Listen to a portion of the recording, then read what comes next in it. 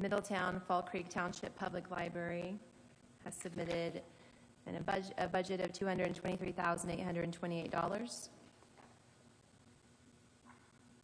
Debbie, should do I do both at the same time, Joel, or one at a time to adopt them both? Should I do them separately? That's what I thought. Okay. Are there any comments from the council regarding the budget estimate for Middletown? And anyone in the who has in attendance tonight that would like to speak regarding the Middletown Fall Creek Township Public Library budget?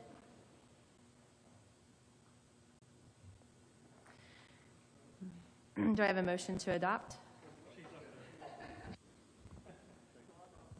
I'm very sorry. I just told them I'm getting over COVID, like way over, and I just said if I look really stupid tonight, jump in and help. So thank you. I have a foggy brain. I'm Teresa Dennis. I'm director of the Middletown Fall Creek Township Public Library, and I just wanted to explain briefly. We are not asking for more tax money. Our budget is within the growth quotient. However, we are asking permission to spend $50,000 of rainy day funds, which we have on hand, to replace the heating and air conditioning system in our children's room. It's 20 years old. It's failing. We had the ball bearings and a motor burnout. We need to do this as soon as possible. Like I said, it's money that we already have, but because it's figured in as one budget, technically it puts us over, and that's why our financial authority, the county council, has power over our budget this year instead of our library board. So that's it. Does anybody have any questions? Okay. Thank you. Thank you. Any other comments?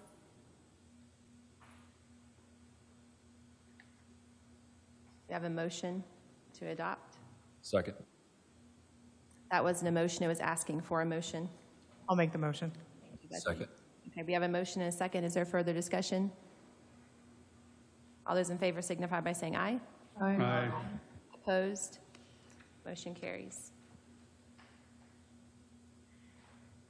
And next, we'll look at the Henry County Solid Waste Management District budget estimate with a total of $353,796 submitted.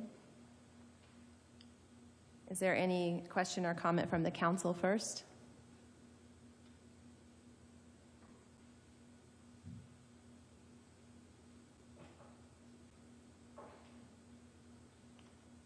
Did we just do an additional for this, Chad? Did we just do an additional for the Solid Waste Management District? Yes. A month or two ago. I think at the last meeting, maybe. And I assume the increases are reflected here for next year.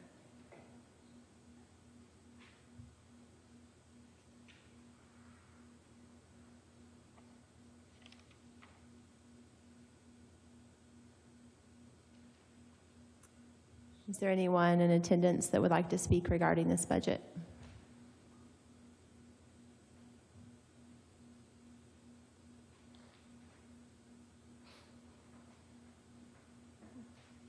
Is there a motion for action? Second. We have a motion and a second. Any discussion? All those in favor of adopting this budget estimate signify by saying aye. Aye. Aye. Opposed? Motion carries. The budget has been adopted, and that will close our public hearing. And we can open our regular meeting now. Clay, would you pray for us?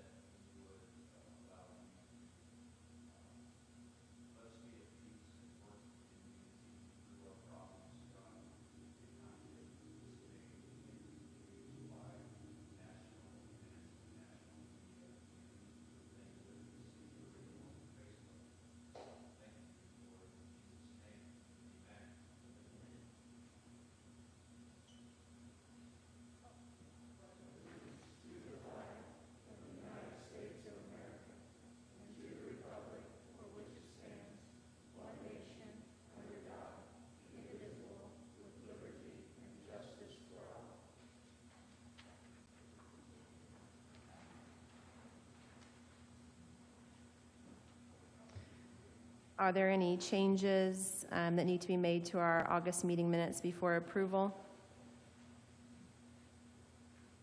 Move to approve as presented. Second. We have a motion and a second. Is there a discussion? All those in favor signify by saying aye. Aye. Opposed? And motion carries. And I know Ken and you have invited Victoria Beckert here to provide an ARA update. Yes, this week, I think She's online. Victoria is on, yes, Zoom. They had their annual meeting in Greensburg. They invited some of the members. We're the only county, first county ever that ARA has taken on as a county. They normally, over the last 40 years, have dealt with somebody can pronounce it, municipalities. I'll blame it on COVID. Okay.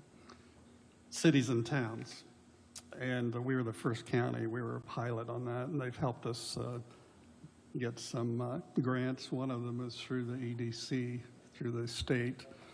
Corey can be more specific, but that was one that was addressed about 5-6 months ago that had to do with, I think, COVID relief for businesses, if I remember right. He'll give an update. So Victoria's on there. She mentioned to one of the commissioners, maybe multiple commissioners and me, that the Stellar, we had gotten $333,000 by being a finalist in the state back in 2019. And it was decided that 2 projects out of the 24 we submitted to the state. If we'd gotten the 22 million, we would have done all 24 projects, but the semifinalists got 333 each for a total of $1 million around the state. Most of that money went to owner-occupied improvements for low and middle income families that needed furnace, needed ADA ramps, needed things that they could not afford in their homes. Well, OCRA, the Office of Community and Rural, I don't know what it stands for. Office of Affairs, yes, of the good kind, is out of Indianapolis. And they took on the housing, low-income housing component, and we were the first in the state that OCRA took over that, and ARA was the grant manager of that. The state automatically approved when they heard ARA was the ones that are going to manage that. I think about 20 homes were benefited, homeowners, again, low and middle income. And there's another round. It was so successful that OCRA has said there's another round. And of course, since it was successful in Henry County, they're asking if we'd like to do another round. The match this time, instead of being 20%, is around 10%, which for the amount that she mentioned to me is about $27,000. And it probably would, again, help 15 to 20 low to middle income house homeowners in Henry County. They're offering that to us because we had a successful program. They're first through OCRA. And I think she may be on Zoom. I don't think she has her video on. Yes, she does. That is Victoria, who saw in Greensburg. So we're going to turn it over to you and explain this owner-occupied. Sure. Can you hear me okay? Better than I did. So you're on, Victoria. You are live on a big screen. Okay. Can you hear me okay? We need to turn you up here, I think, or you need to get closer. Can you hear me better?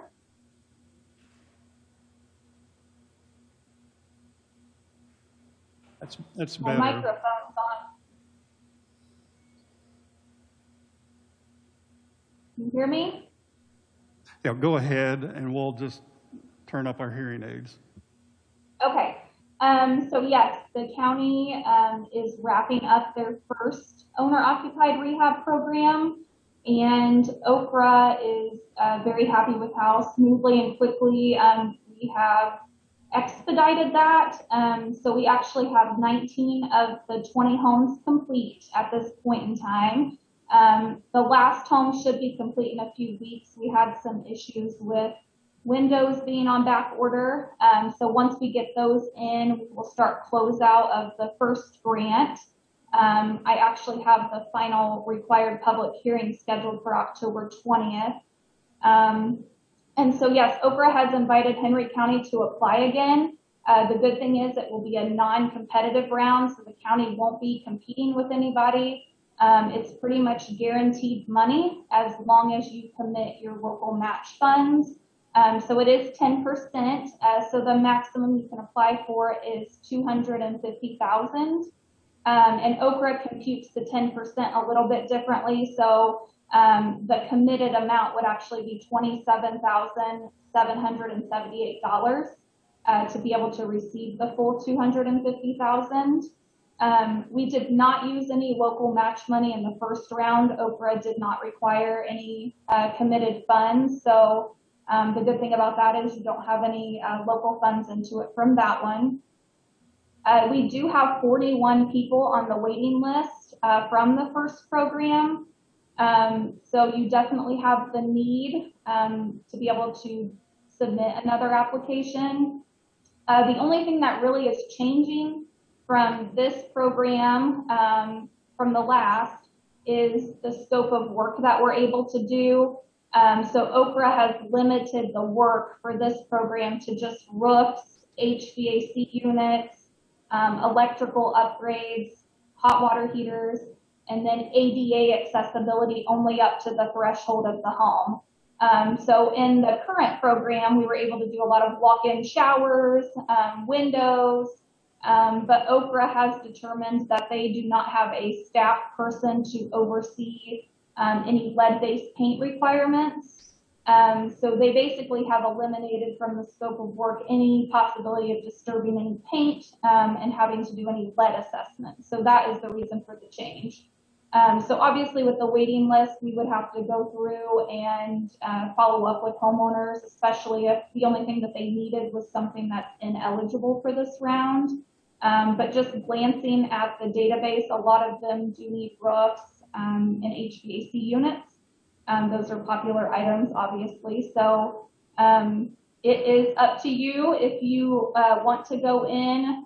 If you do commit the local match and you're interested, I would look at holding the required public hearing also on October 20th for the new program, and then hopefully get the application into Okra before the end of the year so we can maybe start construction in spring of next year. Did you say the 41 was on a waiting list from Henry County? Correct. From the first round? So you have 41 extra people we weren't able to accommodate through Correct. this owner-occupied the first round. And would they be considered a priority, or do you have to go back to square one if we were to do this again? We would prioritize them, and when we hold the public hearing, anybody who attends, we would let them know that possibly as far as scoring applications, we would give extra points to those who have already applied. When do you have to know by?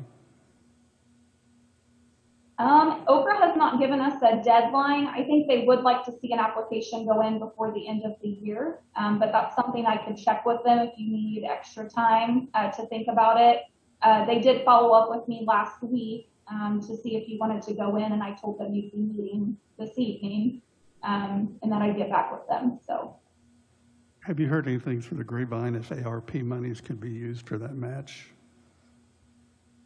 Okra did release an email with additional guidance on ARP money. I know that for wastewater projects, they're allowing it. I believe all CDBG projects are, but I'll double check that email again and forward it to you and be sure.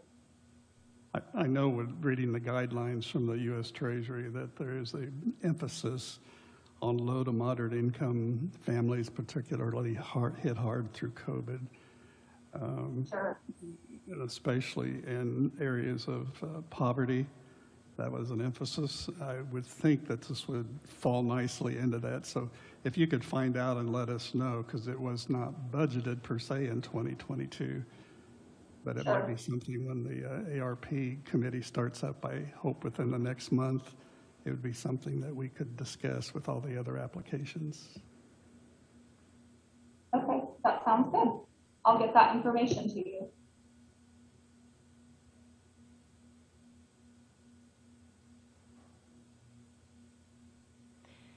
Did anyone else have any comments or questions for Ms. Beckard? Okay.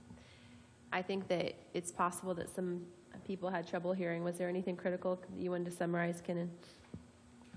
No, other than this is a unique opportunity for which I think we have some priority because of the success that we have. And I think Okra has reached out to ARA, and ARA has reached out to us because of the success of the pilot program in the state and our use of those monies for low and moderate income families in significant need in our county that otherwise would not have the roofs, the heating, air conditioning, the windows, the weatherization, the ramps, the ADA compliance.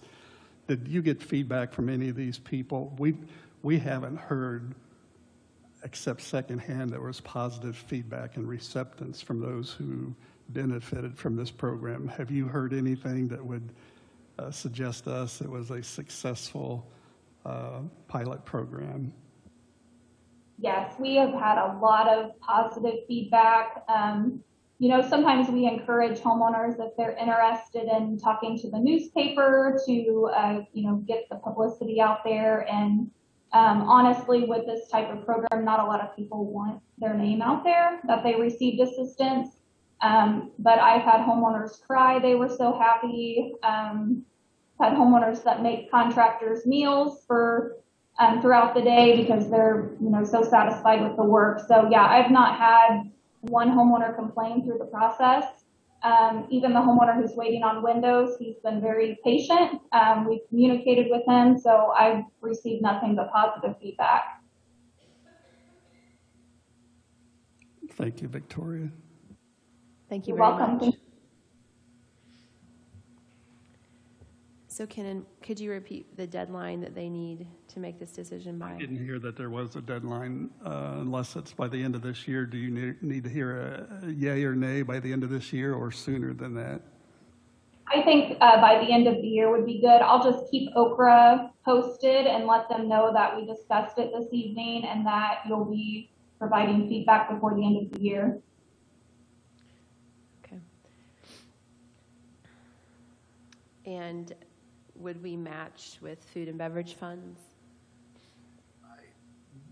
I think Kenan was kind of looking at the ARA funds. Looking at the ARA funds. Is a good idea. And Right. I mean, a 10% match to get $250,000 into people's hands that truly need it, I think seems to certainly be something that we should definitely take a hard look at. And if we can't use ARA funds, we look at food and beverage or some other funds that we have available to us, because that's a phenomenal return on investment that can make a big impact to several people's lives. You know, we don't bat an eye to do 20% on $1 million community crossings on the highway.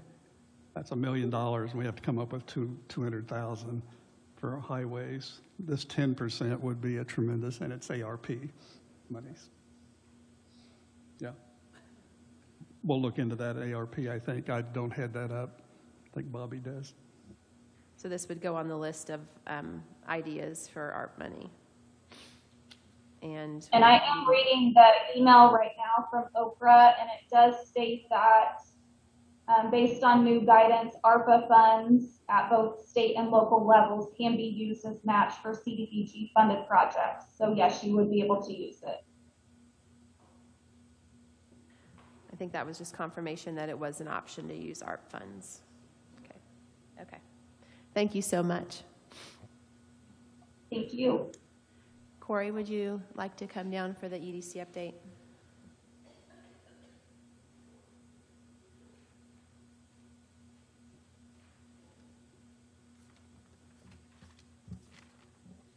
Thank you, Council. At a previous meeting, I believe that Penny and maybe Christy Regal were here to talk about the tourism brand.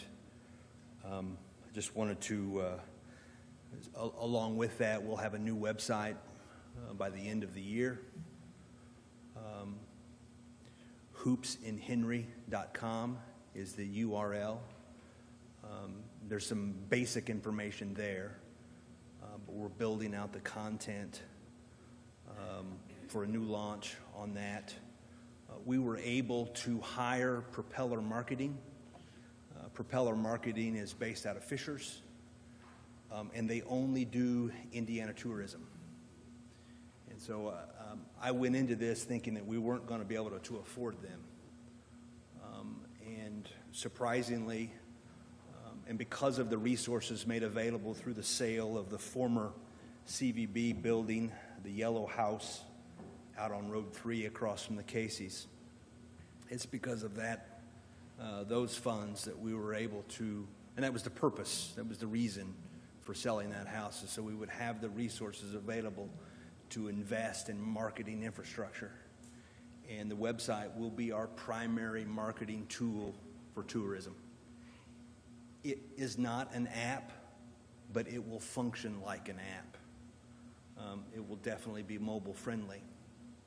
And so the brand launch will occur at the end of October, I think October 21st. We're in the process of coordinating with all of the high school athletic departments to gain access to their gymnasiums and to do a little video. We're going to sponsor, the high school athletic departments allow businesses or invite businesses to sponsor their athletic program, and then in return there's signage in the gyms, in the respective gymnasiums.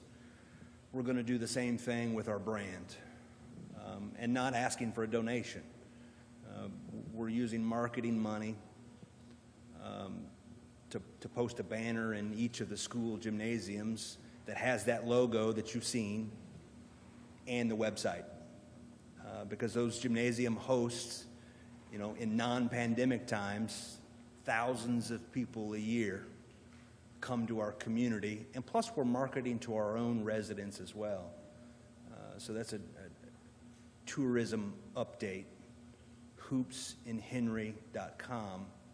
Now, if you're not a fan of basketball, and that doesn't excite you, we've got something for you too. The brand, as was said, we're leaning into that because that's what makes us unique.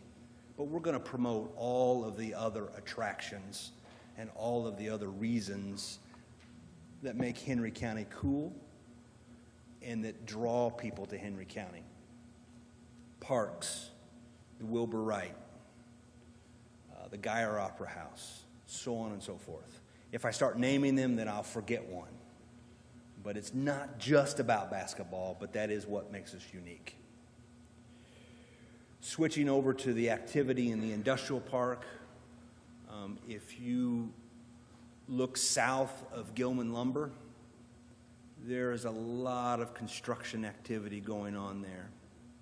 You have TS Tech expansion happening. It's an active construction site.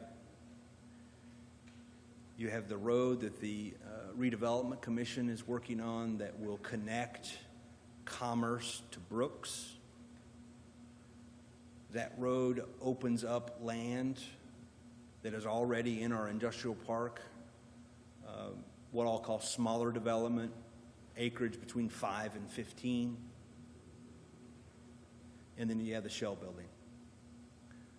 The steel is up at the Shell building, and both the road and the Shell building will be complete by the end of November, barring any unforeseen delays. So a lot of activity out there. Ready was submitted today. The deadline across the state was today, so there was a gigantic sigh of relief for the many people across the state working on Ready. We're in Our team, our regional team, is in the process of figuring out where we go now. And what do I mean by that? Well, we feel like we're in a competition, right? Well, we are in a competition. The state's allocated up to $500 million, up to $50 million per region, but that's when they thought they were only going to get 10 applications.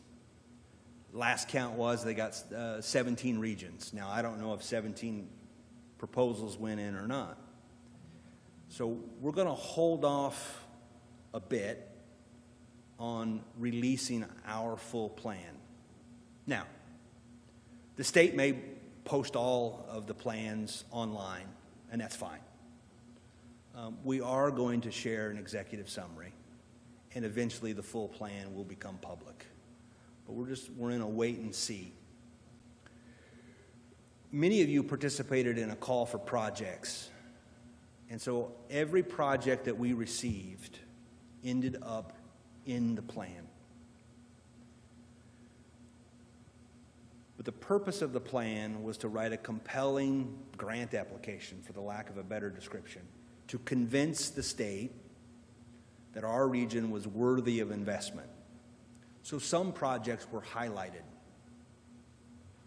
and it was thematic, and it was all about talent attraction, talent retention, talent growth. So some projects that are highlighted may not be funded. A project that wasn't highlighted may be funded. So we're managing that. Just because it was highlighted is not a guarantee of funding. There might even be some projects that weren't submitted that get funded.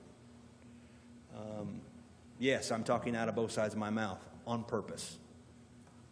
The whole goal here was to put together a compelling plan and win as much of that transformational money as possible for our region. But I'll be sure to share the executive summary with you, and as soon as the decision is made or the state makes that decision, I'll make sure you get a copy of the plan. It was over 300 pages. So is the process that the state will choose the recipients and pass the money, and at that point, which projects are funded? The projects that are funded remain at the regional level. Yeah, so that's I mean, the state has veto power, but it's really a two-step approval process. Does the region support it? And we have a process in place. There's a regional governance team. Each county has 2 representatives, so not one county can control or dictate. There's equal representation. And so that's the first level, and then the state has to sign off on it as well. Okay. Any other questions about READY? The county grant that our organization served as the subrecipient, and ARA was the grant writer. So that was the business grant. So the grant came from the Office of Community and Rural Affairs. It was a $250,000 grant. You all matched it from your food and beverage. 33 businesses were assisted. Those 33 businesses represent 121 jobs. It was $268,750 distributed to those 33 businesses. I'm being funny here. 100% of them were in Henry County. Okay? 54% were outside of Newcastle proper. 54% were outside of the city of Newcastle. And that was our goal all along, right? We wanted to, and then 27% were in Knightstown. So there was a strong showing from the Knightstown area. The maximum grant amount was $10,000. I think the lowest amount that we awarded, I believe was $5,000. It ranged from $5,000 to $10,000. So appreciate having the opportunity and you all providing the resources to go after that. And then appreciate my team and then the volunteers on our revolving loan fund that helped us make the decisions. Now, in the first round, which was June timeframe, we had like 16 applicants. The second round, we received more applications than money available. But we worked through that and everybody got something. Everybody got funded. Nobody got exactly what they asked for in the second round. I serve as one of the 9 members on the Food and Beverage Advisory Committee. We're also helping promote that program and have provided the infrastructure for the application process. So the food and beverage, the grant application is due October 29th at 4 p.m. The application material is on our website, growinhenry.com. You can look at a PDF and get an idea of what the application is going to require, but we really would prefer you to click on the Google form and fill it out online. So October 29th, 4 p.m. That's all I have. Any questions? When's your next food and beverage meeting? Not that I'm going to attend, I just was curious. You know, I don't know that we've set one. Or if we have, I don't remember. Do you know if you're getting applications in? I haven't looked. I don't know. Does Penny know? I have to go in on the Google form and look at it, and I just haven't. Okay, just curious. Yeah. I didn't know if you were getting any applications, 50 applications, 150 applications. I'm getting a lot of questions. And I have to give the disclaimer, I am only one vote. So the way I see it may not be the way the other committee sees it. For the sake of the rest of the council, the Food and Beverage Advisory Board is also waiting for some more guidance from us. And I'm trying to set up a meeting with Baker Tilly, and then we'll be able to go back to them and let them know exactly how much money they can award to a project, and I think that'll help them move forward better. So we'll try to get that done as soon as possible.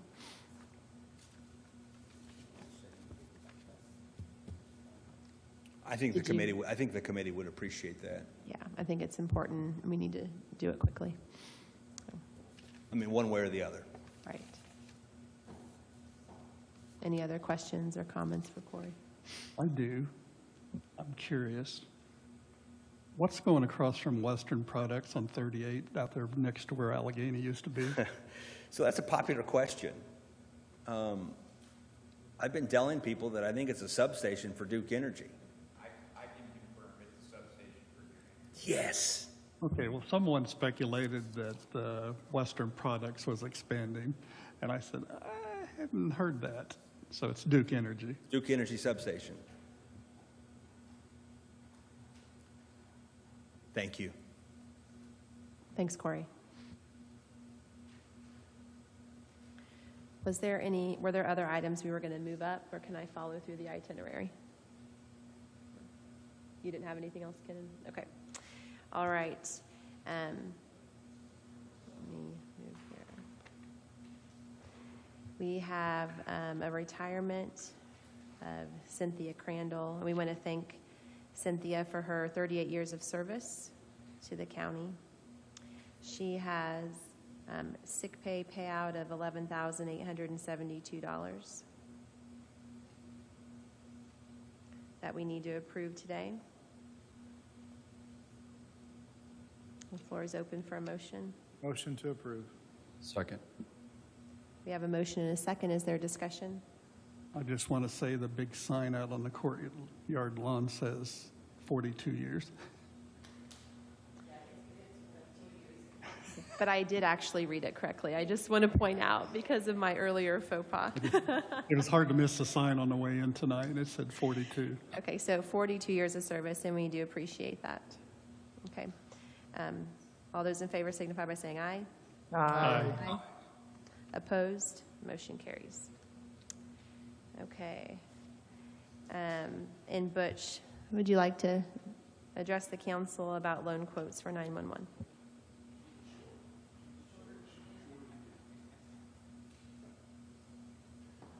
Good evening.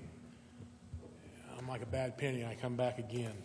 I think the last, not your last meeting, but the meeting before, there was some discussion about the radio base stations, and I got a quote from the Indiana Bond Bank, and at your request, I went around to the local banks and got quotes from them, the ones that wanted to.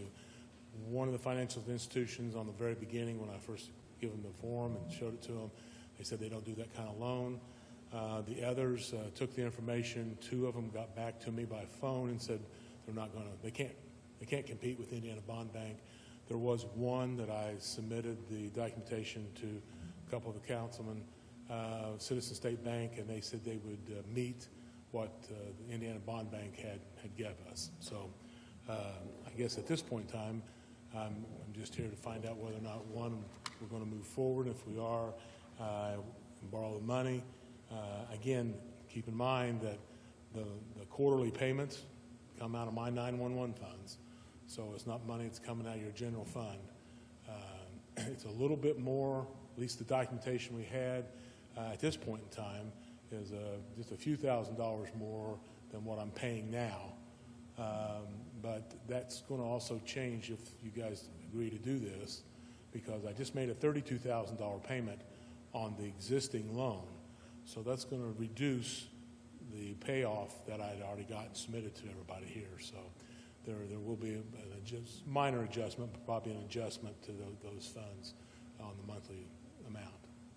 Which that total was about $8,000, I think, quarterly. Does that sound right, give or take? I know Sounds about right. $8,000 more than what I'm paying now. And so can you absorb that into your 911 fund? Or I know we had talked about that and thought that we may need to supplement that out of our safety lit. Yeah. And my answer to that is because I don't have any guarantee on how much money I get from 911 from year to year.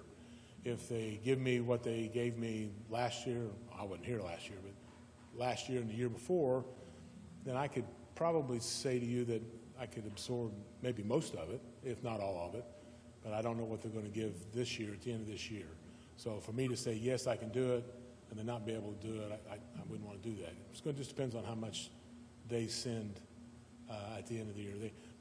They pay $39,000 a month.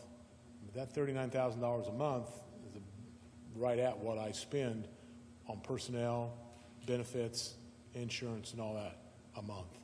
So the monthly amount that is guaranteed to us is what we spend. At the end of the year, the lump sum that they send all the PSAPs, it varies a little bit from year to year. Just depends on how that's going to come in. So my answer to that is if I can, I will.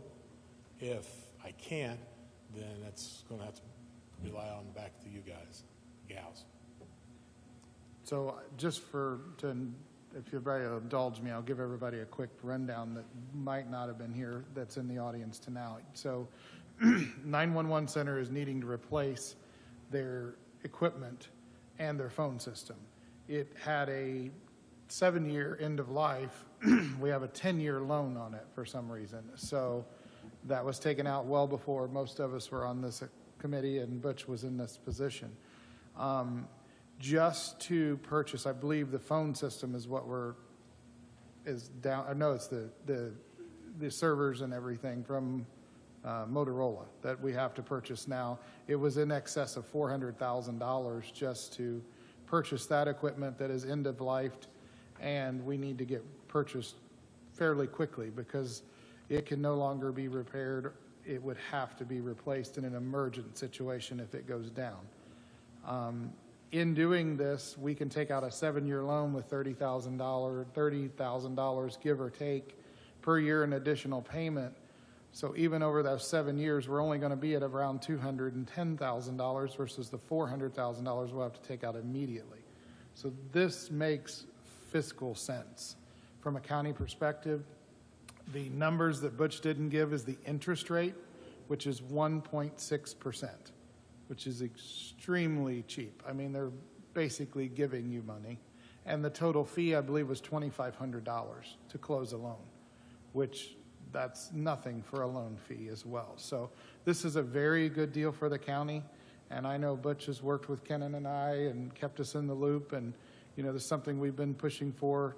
I strongly support this idea. I think this is a good fiscal move for the county. It takes care of the county and its residents. We ensure for the next 7 years, because we're only going to take out a 7-year term loan this time, that for the next 7 years, that our residents will be fully secured and that all of our systems will be up and running and have no interruptions and issues. So when if you unfortunately need to use the service, it's there for you all the time. And I know Butch and his entire staff do a great job, but we're also backed into a corner now because of this equipment issue. So I think this is a phenomenal idea. I mean, if you can support it within your budget, I think that's great, but I would also be open to the idea, if you can't in the future, that we look at other funding, such as the safety lit. We left some money because of the increase in the safety lit unappropriated for next year. Not a great deal, but enough to cover this if we needed to. So that's my indulgence. Thank you. Thank you. Thanks, Chad. That was a good summary. And are we ready as a council to tell Butch to go forward? One quick question note. It's Citizens, right, that it looks like? We have two quotes. One's from the Indiana Bond Bank, and then the other one is from Citizens State Bank, and they're both identical. So are you here to get our approval to secure financing at this point? Or Yes. Yes, that's what I thought. Are we? I'll make a motion, we approve. Second. We have a motion and a second to allow Butch to secure financing. Is there other discussion? I would just simply say, echo what Chad said. Butch has done a lot of work and groundwork and research on this, and we can ill afford to have a 911 that's not fully functioning.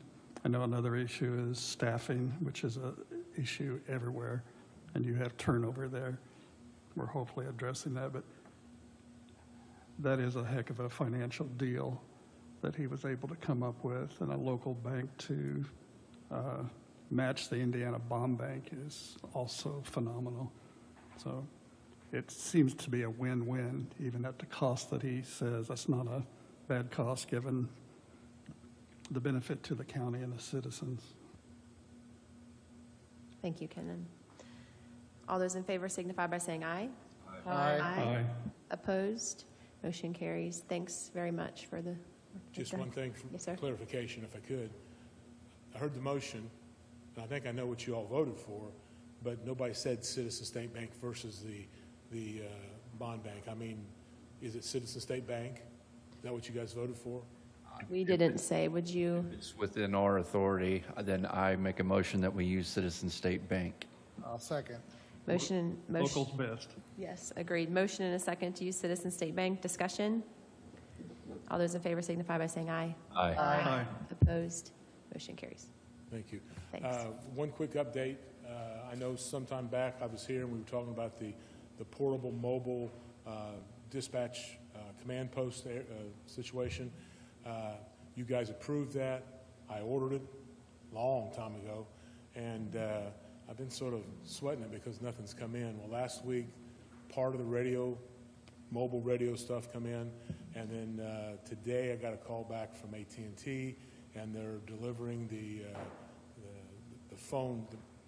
mobile phone cases tomorrow. So I think everything's already been paid for. It's just we're finally going to get the equipment and have some training, and then we'll have that there as an emergency. So thank you. Very good. Thank you, sir. Okay, so moving down the itinerary, we have a series of transfers for the Sheriff's Department, moving money from different funds into inmate housing and medical. And I'll read through those. $1,700 from Secretary to Housing of Inmates, $17,000 from jail officers to medical, $10,000 from jail officers to Housing of Inmates, $2,800 from professional pay to housing, $791 from courthouse security to housing, $2,700 from janitor to housing, $12,000 from uniforms to housing, $4,880 from jail video to housing, $4,900 from computer upgrade to housing, $876 from emergency deputy to sheriff medical, $29,553 from deputies to sheriff medical, $10,000 from overtime to sheriff medical, and $400 from specialty pay to sheriff medical. Is there a motion to approve? That was a request for a motion, not a motion. Would you like to make a motion? Okay, so moved. Very good. And is there a second? Second. Okay, a motion and a second to approve these transfers as read. Discussion? All those in favor signify by saying aye. Aye. Opposed? Motion carries. And yes, sir, please.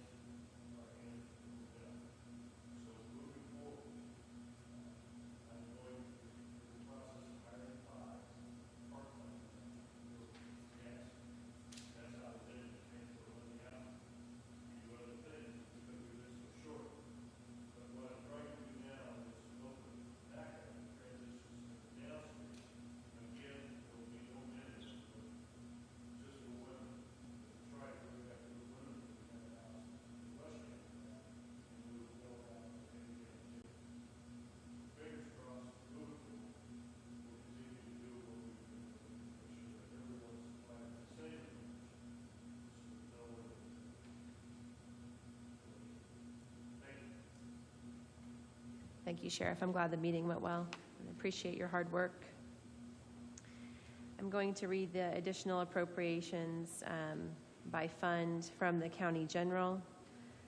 There's a request for an additional appropriation from the coroner for autopsies for $25,000. A request for an additional appropriation from the county council to cover sick pay compensation of $23,000. Three requests from the county commissioners. The first one is for comprehensive mental health for $258,499, and this reflects a late billing from a prior year where we were billed twice this year, so we now need to pay both. County commissioners unemployment of $10,901, and county commissioners phones of $57,000.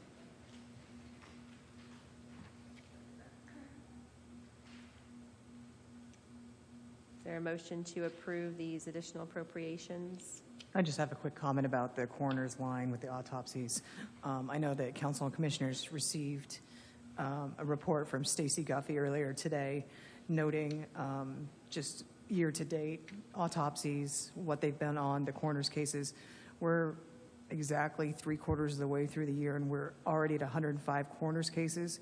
In the past, a bad year would be 100. So we're on track, and if the trend holds, we'd be around 140 deaths in the county that are coroner calls.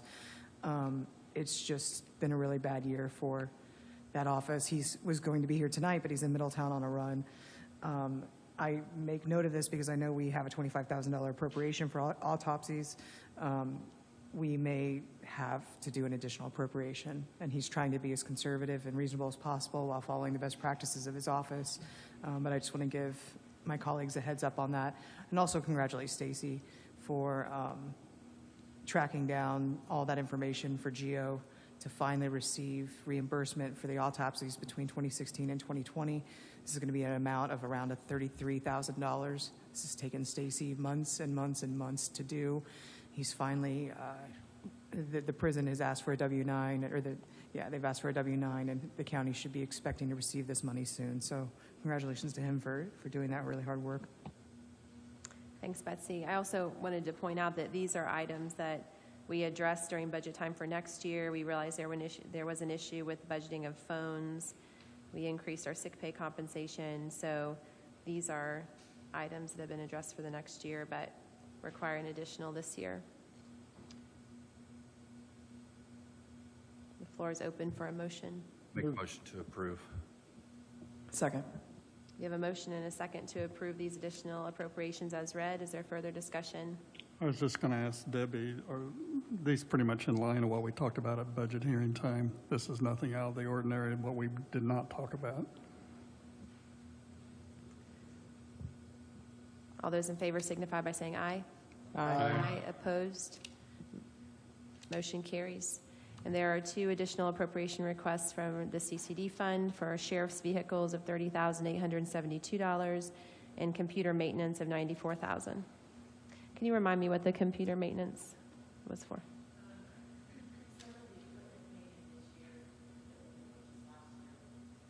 Okay. Okay. Other questions or a motion for action? Move to approve. Second? We have a motion and a second. Is there further discussion? All those in favor signify by saying aye. Aye. Aye. Opposed? Motion carries. And we have two additional appropriation requests from the Public Safety Lit Fund. From the Motorola, for the Motorola lease, $21,460, and for housing of prisoners, $140,625. Make a motion to approve. Second? We have a motion and a second. Is there discussion? So I have a question on the lease. I thought we had that number pretty refined in the budget.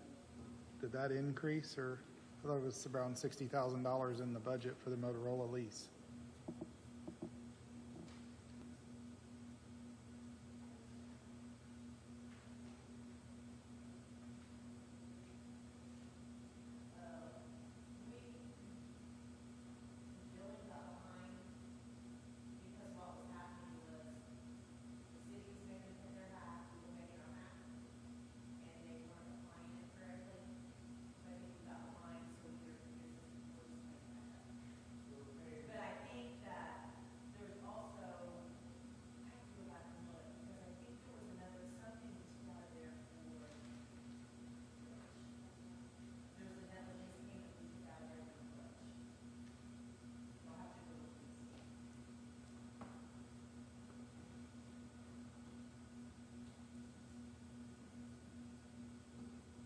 So while she does that, I have a question.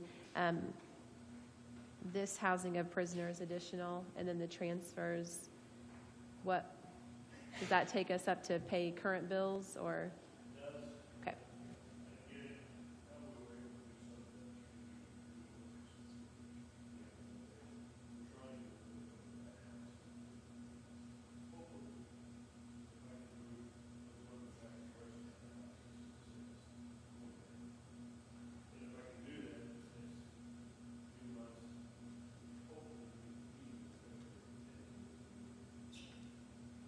Okay.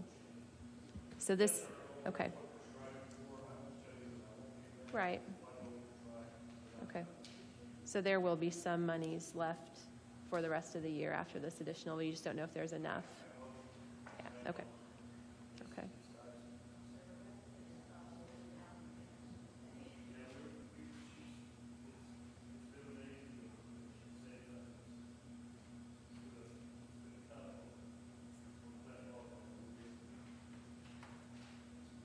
Susan, may I ask him a question too? Yes, sir. You spoke at Kiwanis last week or a week before.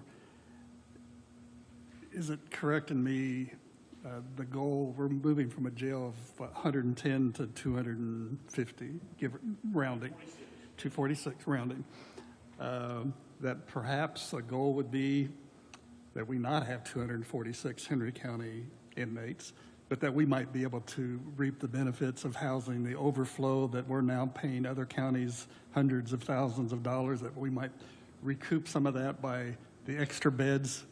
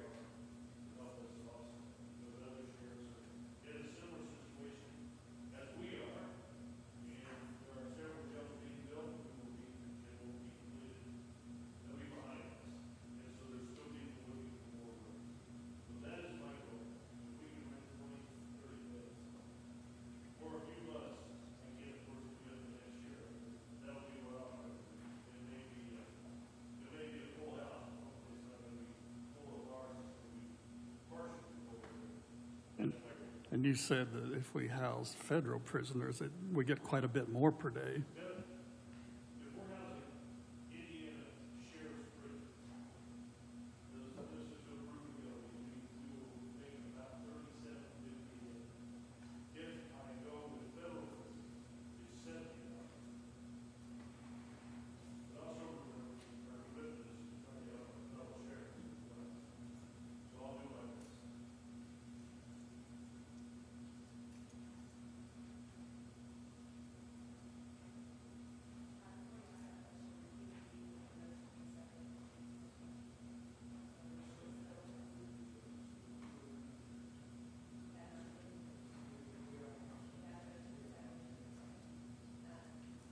Okay.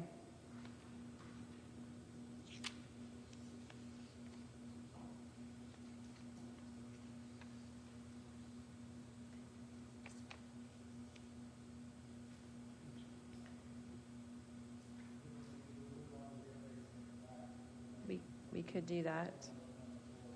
There is a motion, so can we withdraw the motion, or we should settle? Who made the initial motion? Was that you, Clay? I believe I did. What's the reason for withdrawing the motion? Chad has an open question that Debbie's trying to answer, and as stall the meeting while we get the answer. All right, I will withdraw my motion to accept the public safety additional. Thank you, Clay. Okay, so let's go ahead and move on, and we will come back to that. And Chad, would you do the job classification update, please? I will attempt to, but I think I'm going to need some clarification on a couple things. So, the only thing we had in the job classification meeting was a proposed change in the way the county engineer operates.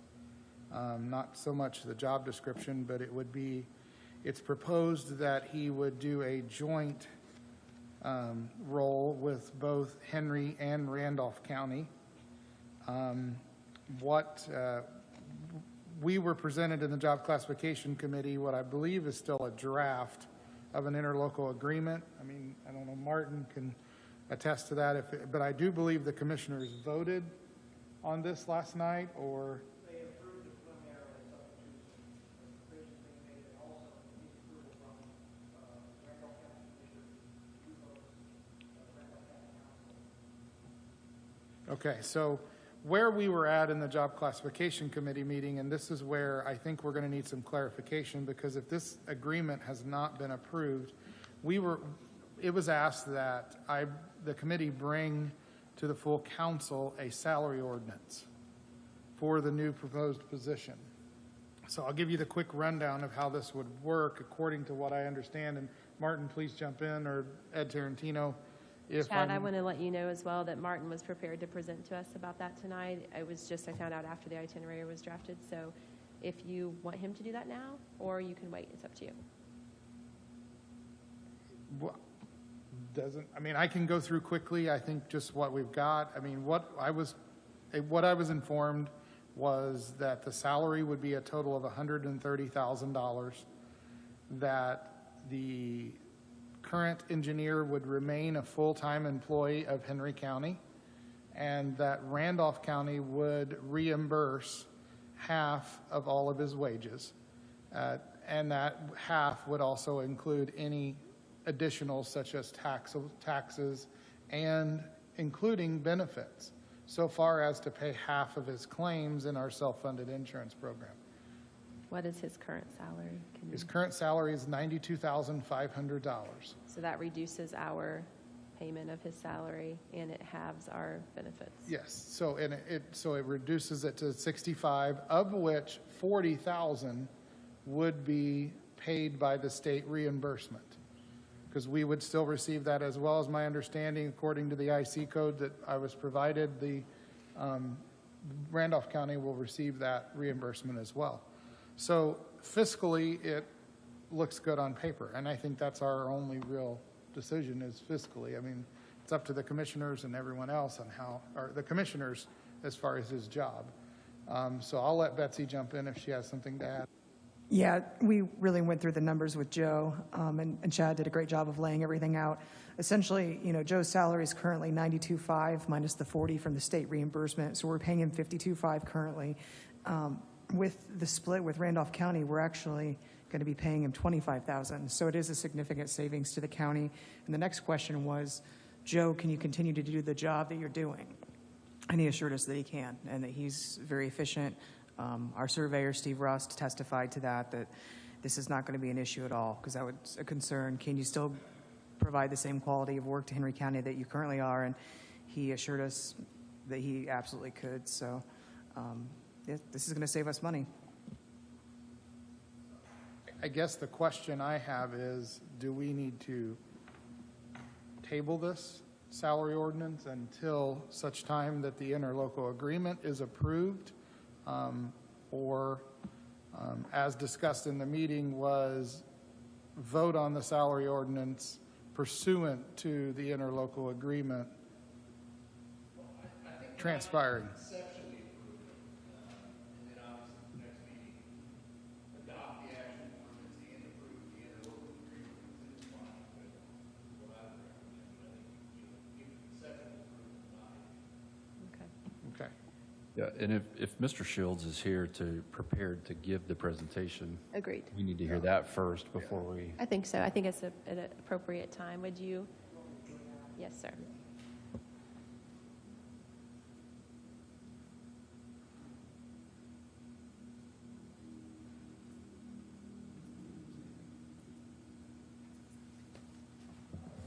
Chad did a good job of starting out there with the concept. There are 3 statutes in the Indiana that really are affected here. One is there is a statute that permits an interlocal agreement between counties.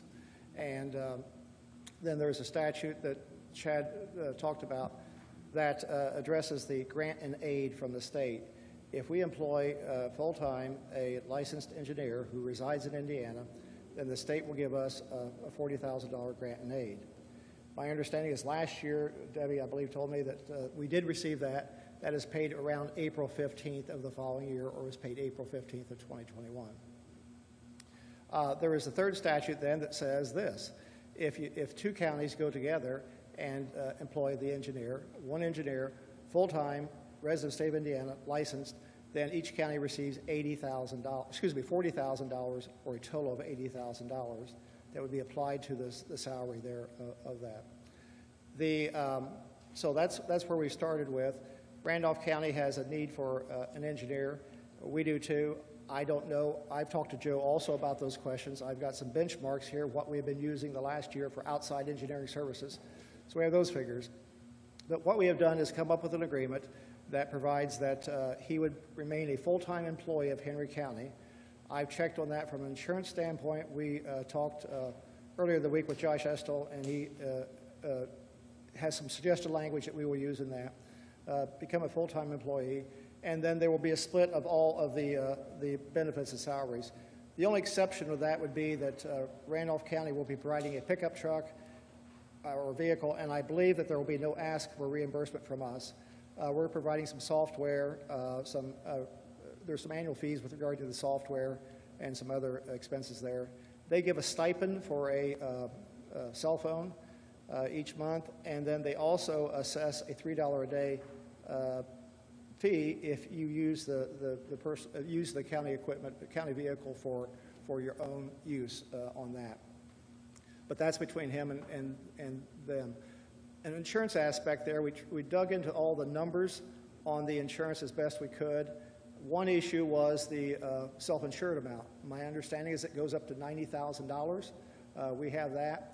The question was, what if we theoretically paid the $90,000 on day 1 of the year? Would Henry County need to carry that cost until year end? Because again, my understanding is that self-insurance, there's a truing up or a reconciliation of that at the end of each year. So what we're proposing there in the agreement would be that we would bill Randolph County as it comes due or the payment comes due, and then at year end we would settle up on that when we get the actual true figures. That way we're not carrying some money, our money, for them. And the other provisions there are pretty much as they've been outlined. We've tried to identify every expense we would have associated with that, salaried, all the benefits, and I think we've got it there. I've been working with Meeks Cockrell, who is the Randolph County attorney. He's reviewed it twice and made some suggestions there. I think they were reasonable suggestions, had no problem accepting them. And so what we have is it was passed last night 2-to-1, a preliminary approval, or as Joel said, conceptually approved it. We have that, and we have to tie down the actual numbers that we have there. The position would basically be, if you go exactly half-time, he is an exempt employee, so there's no overtime because of his status. So he's an exempt employee there. We have that provision. And so if it was just a true half week, it'd be 2.5 days a week, each county there. You've heard that apparently Steve signed on to that. A couple of other questions that have been raised on this is, are you taking a full-time position and making it half-time and providing insurance and benefits? The answer on that is no. Why? Because the statute specifically addresses the joint employment of an engineer. The statute also permits interlocal agreements, obviously. The statutory content of those interlocal agreements, it's set forth right down through the agreement we have there. So we would ask for your approval conceptually on this. You will be presented an agreement, hopefully within a very short period of time. I think the operational goal is to have this in place by November 1. Now, Randolph County will not qualify for 2/12 or 1/6 of the stipend from the state for 2021. So there's provision there that they will make up that portion of the funds that they will be short, 1/6 of $40,000. So that's what we have. There's a lot of other provisions in there. We have to provide some indemnification to Joe statutorily, and we have cross-indemnification. If he does something or something happens when he's working for them or someone under his control is working for them, they have to indemnify us and vice versa on that. So that is a thumbnail sketch of it. I can give, I don't know how many, I know apparently Chad has a draft of the agreement. I have no problem with you seeing that as it is right now, or was last night. So we can get that and get that to you, and then we would have a final to you shortly. Randolph County, I believe the commissioners meet on Mondays, and I'm not sure when the council meets, but we have gone back and forth, and I think we're really 98% there on that. So the salary has never been an issue. That's the figure I've been told from the very beginning. So we have that. So if there are any questions, I'll be happy to answer them as much as you want. So Martin, I have a couple questions. Sure. So, and I just received this Sure. draft right before, so it may be in here, so I may be asking Okay. repetitive questions, so I apologize. But the reimbursement, how does that work? And has that been set up with the auditor's office to figure out how that gets credited back? And Yes, that would be done monthly, except maybe for the self-insured portion of it. That would be done monthly, and we would send them an invoice. They would do the same thing because they have some items there that we may be reimbursing them for. The majority of the reimbursement comes this way. He'll remain a W-2 employee of Henry County, and it'll be done monthly. So will the reimbursement happen in the same calendar year? Are we going to run into issues with carryover? Because I do know that's an issue with the auditor's office, so I think that would have to be addressed. We have two methods of reimbursement. If it's for set sums like salary, those type of things, we know the true cost, they will be paid in advance. So November 1, they'd reimburse us at that time for November. If it's those, we have to look at invoices, et cetera, software costs, whatever. That is done then at the end of the month. So there'll be two ways of doing that. We wanted to make sure that if we had the true cost, that they pay it when due, so we're not carrying that for even a month. There will be some year-end, and I don't know how long it takes to get the self-insured figures together to get them trued up. That probably will carry over a little bit from the year-end, but we want to have that pretty much paid in full, subject to... Fortunately, our year-end is June. Is it for that? Yes, Okay, so that's our good to know. insurance ends in June, Yeah. so we'll be easily able to finalize that by the end of the calendar year, because the runout should be able to take care of that. Do you know how long it takes to true up those figures at all? Most of the runout is less than 3 months. Most medical carriers get billed within 3 months, and they'll bill us, but there are rare exceptions. There's always exceptions to rules. Sure.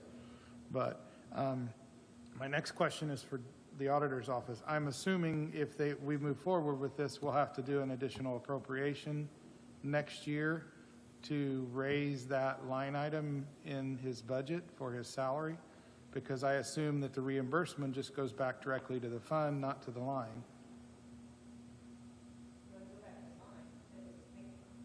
Okay, so but would it reflect that in in the budget, or do we have to change the budget? You have to increase, you have to do an addition, you have to amend his salary ordinance to whatever you set his salary at. Mm-hmm. The reimbursement from Hancock County will get, or from Randolph County will go back into that line item, as long as it's the same year. It'll go back into the line item that was paid out of. So we won't have to do an additional into that line item then? I guess we can look into that later. I think, I'll have to look at it, because I guess I have to think about that if we ever go over. I would like direction on when we do reimbursement, that's what, if you guys want to speak on that, want to do like everything else. Yeah, I mean, I think that's, There's got to be a lot of guys, I don't know.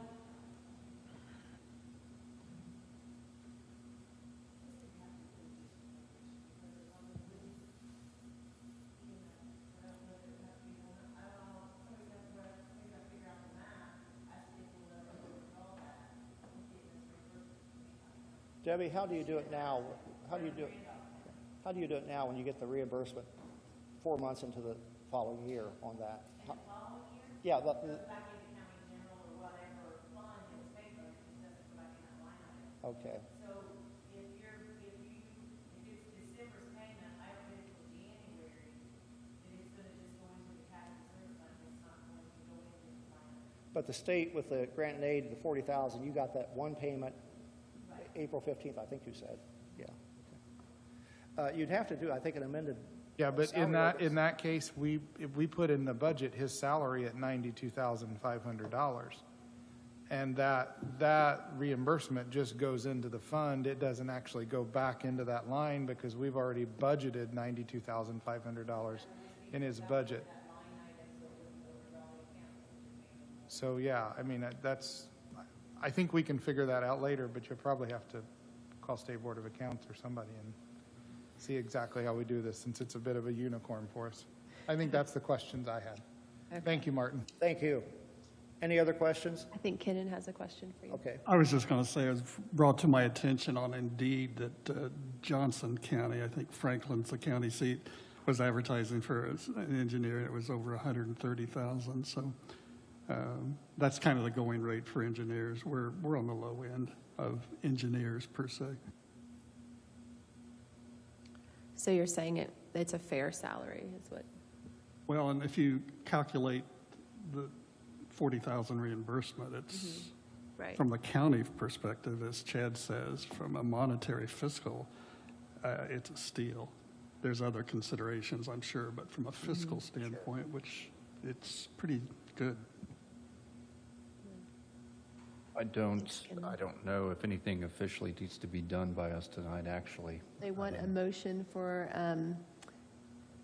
approval of the concept. Right. Well, and the reason, yeah, and I'm fine with that. I'm 100% for this. So last meeting, we approved to move forward. There's nothing to really approve tonight other than just reapproving what we've already approved. But where I hear things going is because we weren't going to, it didn't look like we were going to be able to do anything until November 1st anyhow. But if we could just start working on that salary ordinance, get those hard numbers, then we can approve an actual salary ordinance in our next meeting and get this thing activated in by November 1st. However, I'm also game to reapprove what we've already approved. I think we do what the attorney requested and take a vote to approve what we already approved. I make a motion to approve what we have already approved. Second. No, I'm going to restate it for you. So we have a motion and a second to conceptually accept the idea of an interlocal agreement for our highway engineer with Randolph County. Amen. Okay. Is there a discussion? All those in favor signify by saying aye. Aye. Aye. Aye. Opposed? Okay, motion carries. Thank you. I will get a copy of this to Joel so he can have it, obviously, and then distribute out, distribute it out from there. Okay. Thank you. Thank you very much. Thanks, Joel. Martin. Okay, so did you have anything else for job classification? Should we back up, or? Nope, I do not. I'm Okay. complete on that. Debbie, you had gotten some information to answer Chad's question about the Motorola lease additional. So what happened was, the mills, when we took over the mills this year, they were a mess when we got it. So what happened and we worked with Motorola for months on this to get fees waived. In October of 2019, they were delinquent 3 payments. Then in November of 20, they were delinquent 1 payment. And December of 20, they were delinquent 1 payment. So when we got this, we had to go back through and figure out all the payments. And they just kept taking the $5,000 that we paid instead of looking at how much was actually delinquent on here. And they were only looking at what they thought they should pay. So Bobby and I spent 3 or 4 weeks on the phone with Motorola, getting all the late fees, interest, and everything waived, and only just paying out what we owe. So this is from actually 19 and 20. The late payments were catching up. Commissioner Secretary of the Neighborhood. And when we took it over this year, that's when we figured out what was the problem, because we got a bill of $15,000 for the October 2019, and that was when we started investigating. Okay, that makes sense. Then because I was pretty sure that we had budgeted what the lease actually was. That's why I was confused. So it just, those couple years, that funds rolled back into the balance of that lit fund instead of getting paid out. Okay, thank you. I thought we had budgeted it right. I was concerned we hadn't. That's why I was asking.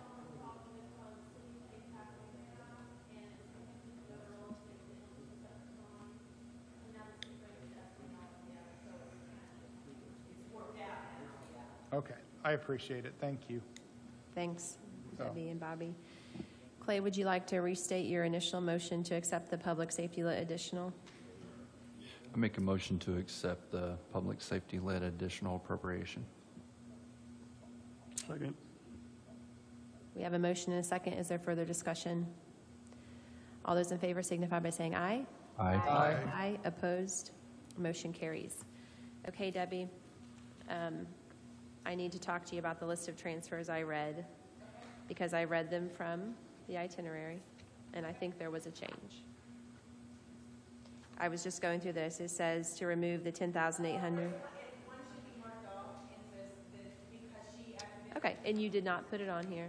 Yes, so it was marked off. I just want to make sure that we have the minutes correct. Yes. Okay, so the itinerary is what you're going to go by when you do it. Okay, that's where I read it from. Great. All right, Kenan, Health Department, Highway Department, and Insurance update, please. Okay, I just had, or Betsy passed out a letter from Angela Cox, our health department. We just yesterday went back from red to orange, so we went below the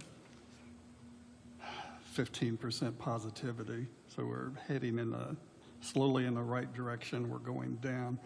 She mentioned that Henry County Health, the hospital, this Monday started a clinic which includes the Pfizer booster as approved by the FDA and CDC, and that's going to be opened at the Newcastle campus Monday through Friday from 8 to 4:30.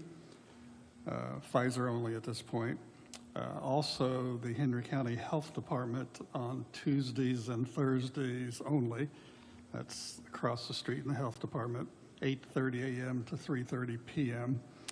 And you can also get those in most pharmacies. I know Walgreens and CVS, and I can't not speak necessarily, the walk-in clinic down by Rural King, I believe, has that. You have to have an appointment.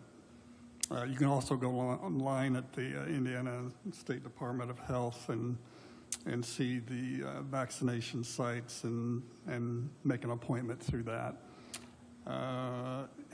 To date, Henry County has basically 50% who've had one dose and 46.3% are fully vaccinated.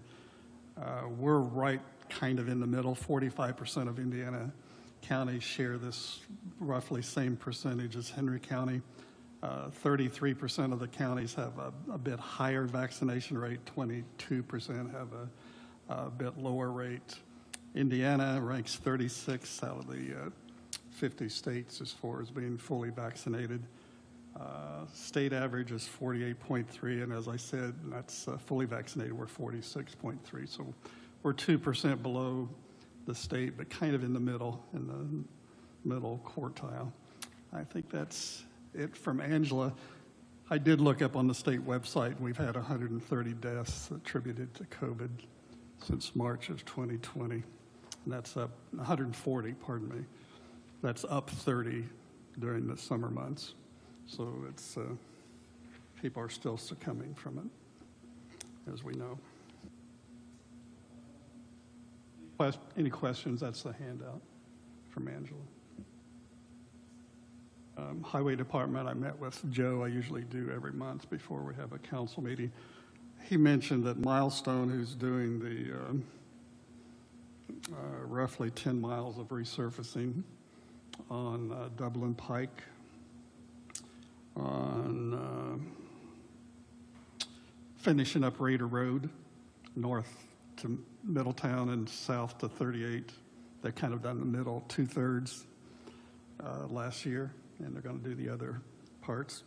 And the road, and I don't know the name of it, but that goes into the back to Draper in Spiceland.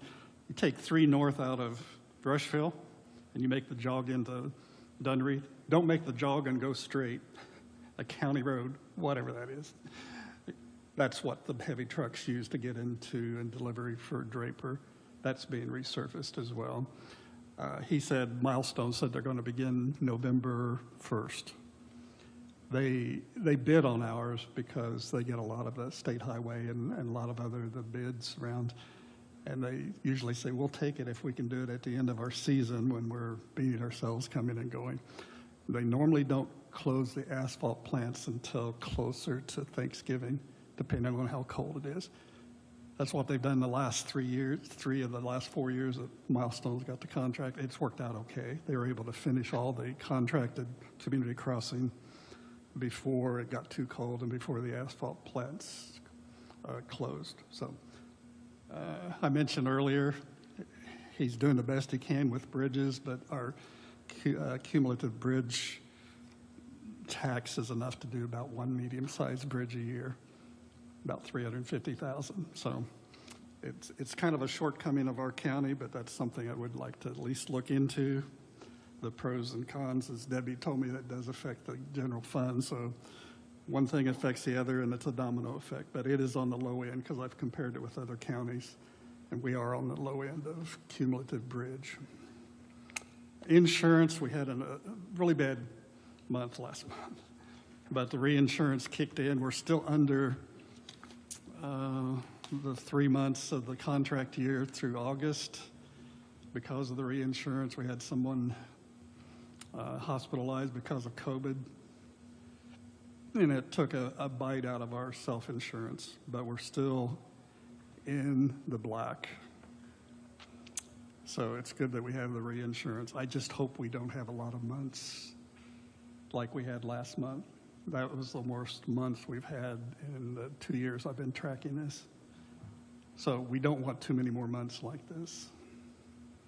Unless there's any questions, we are in the black. I have a question for you. Yes. So do I read it right when it says that our actual is 95% of expected to mean that we would have still budgeted well over? 5%. We have a 5% cushion, which is not a Plus we lot. budgeted what? Plus, we budgeted 10% over 10% expected. Okay. So, yeah, we have a 15% cushion. Yes, and we just hope we don't have many months like that, or that could be absorbed and gone.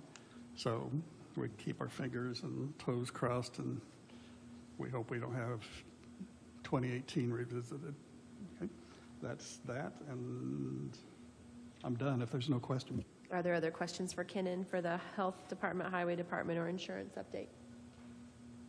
Thank you so much, Kenan, for following all those things. All right, Jerry, your reward for sitting through the entire meeting. Welcome. I guess that's a sign when you stand up and your knees start popping. Thanks again to the council for giving me some time to come back, and I don't think I need to go over anything unless you want me to, what we discussed first time. Just would like to ask if there are any questions that you might have. After I go over just a little overview of what we did. The exchange that we're talking about, State Road 103 and I-70, that's put into Henry County's comprehensive plan. Myself, Aaron, and Corey basically picked up the baton on this a few years back, set up a meeting with the governor's office, had basically a year-and-a-half layover because of COVID. From there, they basically suggested that we start getting others involved. Met with Congressman Pence, same suggestion, which meant that we needed to get you, the Henry County Council, and the Henry County Commissioners involved at this point. Just to let you know what we've been through and the questions that we've been asking and things that we looked into. So that's what we've done. Commissioner Tarantino did go with Corey and I and did a walk around at the site last week. He had some great questions, and if anyone else, bless you, Joel, if anyone else would like to do that with us here from the council, we're more than welcome to. I think what we need to keep in mind is that this project isn't going to start until 2025, so the state says, to redo the overpass, which means we have 2 cycles of elections to go through between now and then. So just getting this heads up, I think, was very important, and we really need input, and at some point, we're going to have to advance this. We're going to need participation from the council, need participation from the commissioners, we need participation from the mayor's office here and from the city council. So, could you go through kind of what the timeline or the steps that have already been done? Because I know there are some people here in the audience that are here to hear the discussion. So what do you expect to happen next, or what are you trying to work on right now? Our main purpose for the time being was just let the council, county council, city council, and the county commissioners know the steps that we went through. It was time to share, and that's what the governor's office explained to us. That's what Congressman Pence's office explained to us. So that's basically what we've done. We've done a lot of legwork on this. I can let you know that the work on 16th Street, which is actually State Road 103 heading out towards the hospital, that work was signed off on just this week. That's going to be a total redo, so that's going to come sooner than what the reconstruction over for the overpass is going to start. So if it does start then. So the information I gave you is just stuff that we talked about with the governor's office, the congressman, Mayor York, the city council, the commissioners, and you guys. So 2 years in advance, we're going to have to get people together and move on with this to follow up with our Henry County comprehensive plan. So.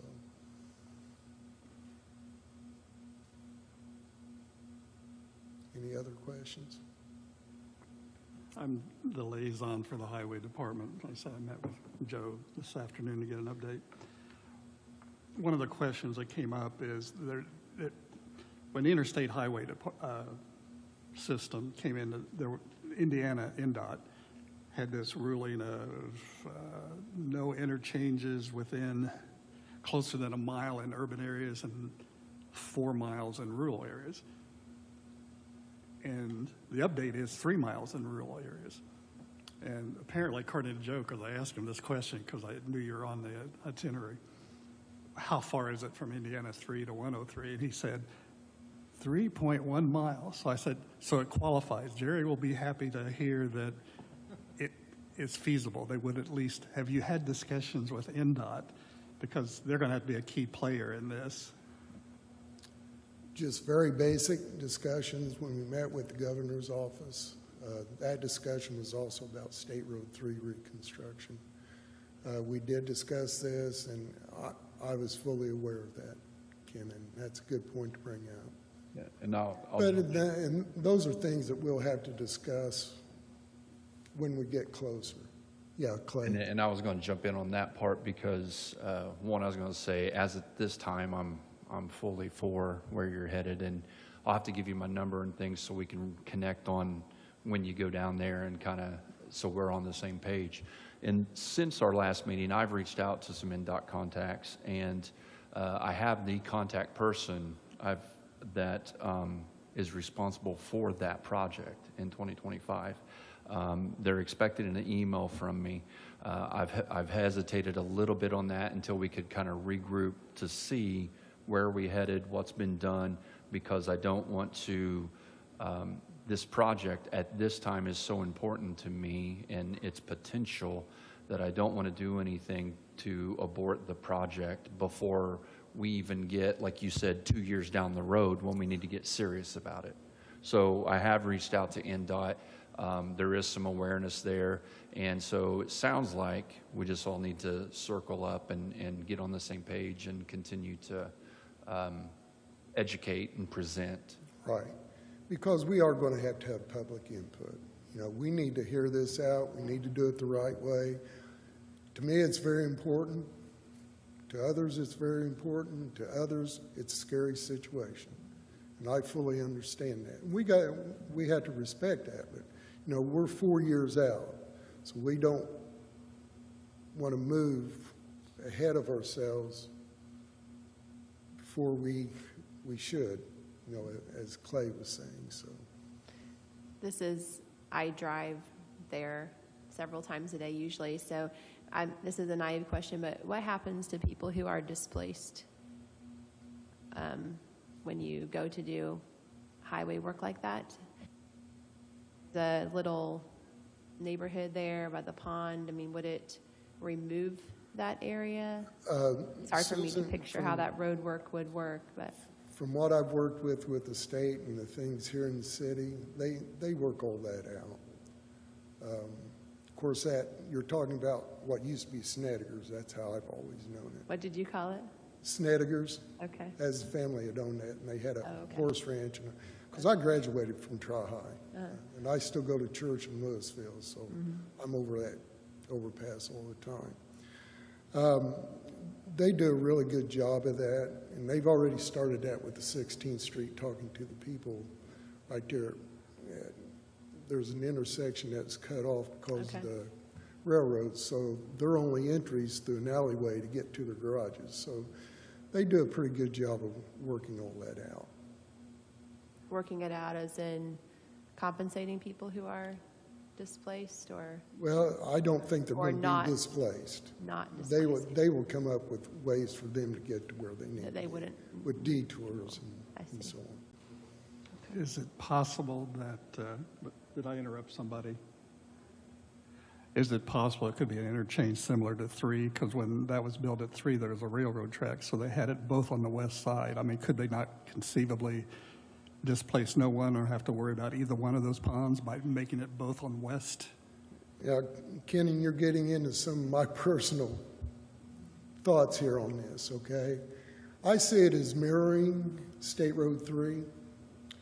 And honestly, the pit on the south side of the overpass, on the east-south side, honestly, that needs to be filled in because there's been a breach with the bank there with flat rock years ago there was a beaver dam that the state blew up and took away the beavers, and that since has eroded. You know what beavers and muskrats do to banks, and so that's what I foresee. But that's me. I'm not the engineer or anything like that, but that's how I see it. Everything on the west side, just as 3. Are there other questions for Jerry? Okay, thank you very much for. Really appreciate it. Mm-hmm. Really appreciate the time. Thank you. Yes, thank you, sir. Is there other business from the council this evening? All right, is there anyone in attendance? I know someone mentioned they'd like to address us this evening. Anyone in the audience is welcome to come forward right now. Thank you.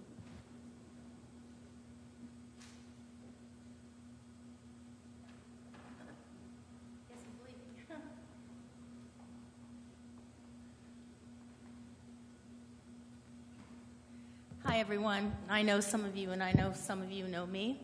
My name is Sherry Denny. My husband and I live at 4597 South State Road 103. We lovingly restored a historical house that was built in 1923.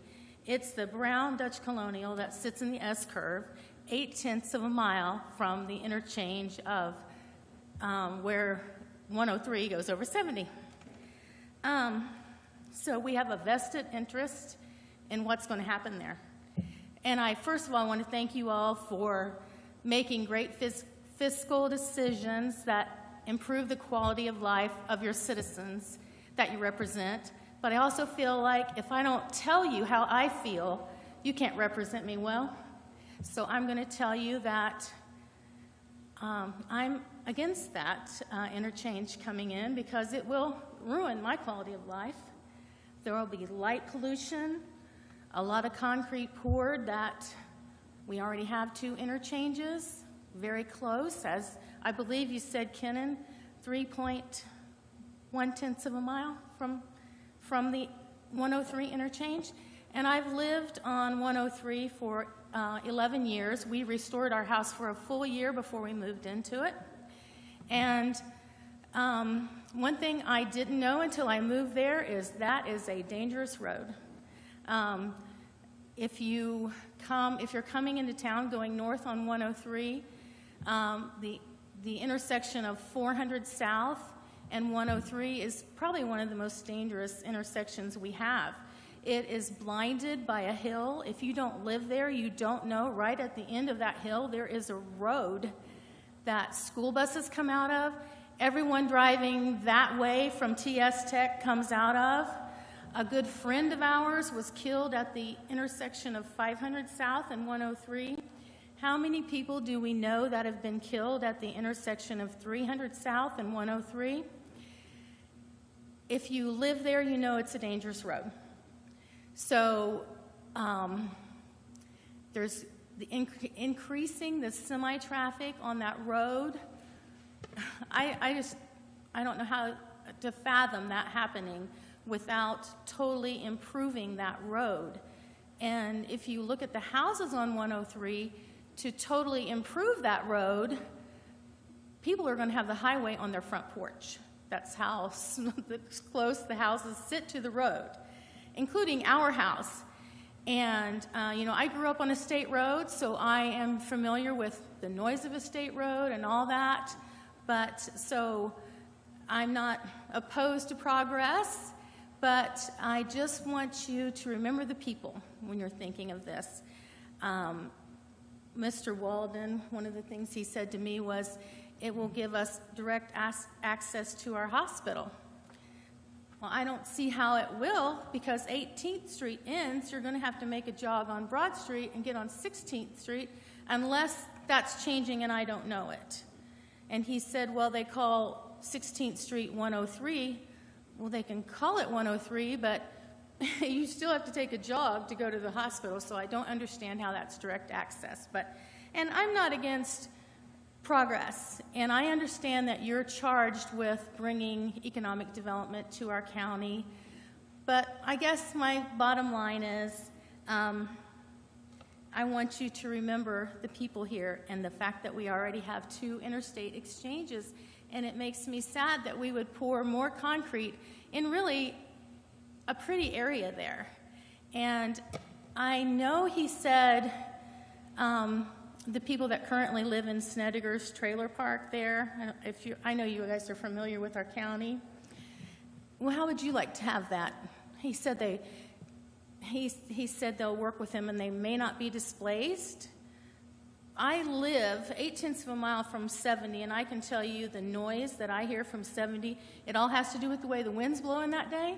If the wind's blowing toward my house, I hear every truck that hits the brakes. I hear all that, and I live 0.8 of a mile. So if I were those people, I would almost want to be bought out so that I didn't have to live by it. But I'm kind of rambling, so I'm sorry about that. But I just wanted you to know that there are people, like I said, that truly care about their houses and don't want to live right by an interstate exchange. I want to be able to look out at night and see the full moon. I don't want to see light pollution. So thanks, guys.